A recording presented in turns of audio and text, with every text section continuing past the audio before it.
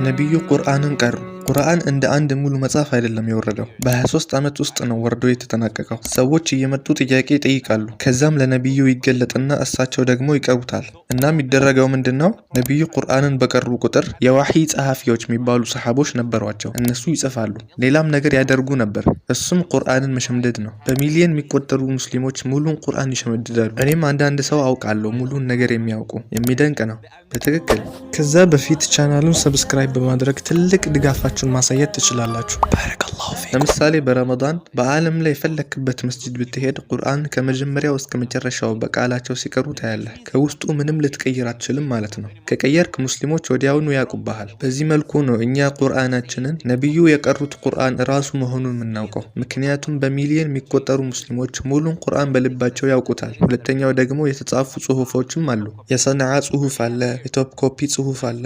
እዚህ ያለው የቢርሚንግሃም ጽሁፍ ራሱ በነብዩ ዘመን የተጻፈ ጽሁፍ ነው። አሁን ካለን ቁርአን ጋርም በደንብ የሚመሳሰል ነው። እናም እነዚህ ሁሉ ማስረጃዎች ቁርአን ሙሉ በሙሉ እንደተጠበቀ ያሳየናል። እናም አላህ ነብዩ ሙሐመድን እንደ መጨረሻኛው መልእክተኛ ልኳቸዋል። ቁርአንንም ሰዎችን ወደ እውነት እንዲመልሳቸው ዘንድ ለሳቸው አውርደዋል። ምክንያቱም የተበረዙት ቀደምት መልእክቶች የቱ ትክክል የቱ ስህተት እንደሆነ እንዴት ነው የምናውቀው? ልናውቅ አንችልም። ስለዚህ ቁርአን መስፈርታችን ነው። ከቁርአን ጋር የሚስማማ ከሆነ ያ እውነት እንደሆነ እናውቃለን። ከቁርአን ጋር የሚቃረን ማንኛውም ነገር ደግሞ በሰዎች እጅ ተቀይሮ እንደሆነ እናውቃለን። ለምሳሌ ስለ ነቢያት በጣም አስቀያሚ ነገሮች በመጽሐፍ ቅዱስ ላይ እናገኛለን። እኛ ያንን አናምንም። ነቢያት በአላህ የተመረጡና መልካም ሰዎች መሆናቸውን ነው የምናምነው። ይህን ሁሉ አስቀያሚ ነገር ካደረጉ ማንም ሰው ከነሱ ሊማር አይፈልግም። ምክንያቱም እነሱ አስቀያሚ ነገር የሚያደርጉ ከሆነ ለምን እነሱን እንደ ምሳሌ ወስዳለሁ? እናም ሐዲስም አለን። እሱም የነቢዩ ንግግሮችና ድርጊቶች ናቸው። ቁርአንን እንዴት መረዳት እንዳለብን የሚያሳዩን ነቢዩ ሙሐመድ ናቸው። ስለዚህ የህይወት ታሪካቸው አለን። እሱም ሐዲስ ነው።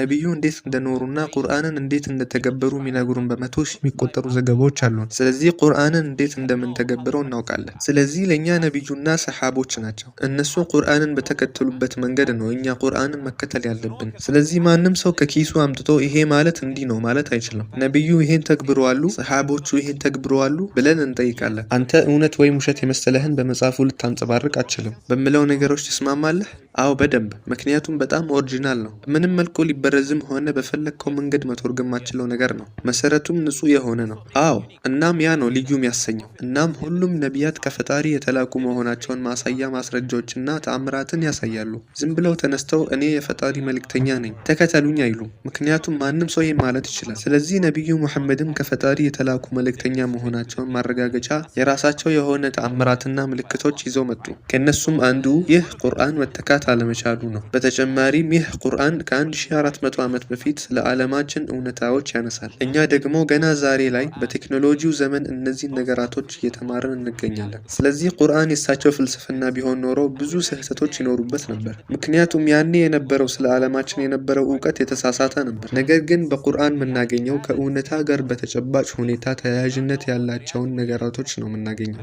እንደውም ከዚህ በፊት ያላወቅነውን እውነታዎች እና አሁን ላይ የምንማራቸውን ነገሮች ይነግረናል። ለምሳሌ ያህል ቁርአን ስለ ተራራዎች የሚለውን ስንመለከት ተራራዎች በመሬት ውስጥ ጥልቅ የሆነ ስር እንዳላቸው ይገልጻል። እናም መሬትን የማረጋጋት ሚና ይጫወታሉ። ነቢዩ ሙሐመድ የጂኦሎጂ እውቀት ባሌለበት ይህን እንዴት ሊያውቁ ይችላሉ? በራሳቸው ሊያውቁ የሚችሉት ነገር አይደለም፣ አላህ አሳውቋቸው ቢሆን እንጂ። ለምሳሌ ቁርአን ስለ ኤምብሪዮሎጂ ያወራል። ዛሬ ላይ የምንማረውን ሳይንሳዊ መረጃ በዛ ዘመን ያለ አምላክ እርዳታ ሊያውቁት አይችሉም ነበር። እነዚህ እንደ ማስረጃዎችና ማረጋገጫዎች መጥቀስ የምንችላቸው ናቸው።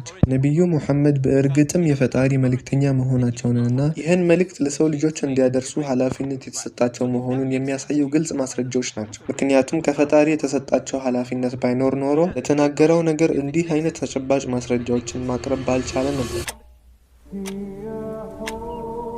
አሽሀዱ አን ላ ኢላሃ ኢላ አላህ ወአሽሀዱ أن محمدا رسول الله.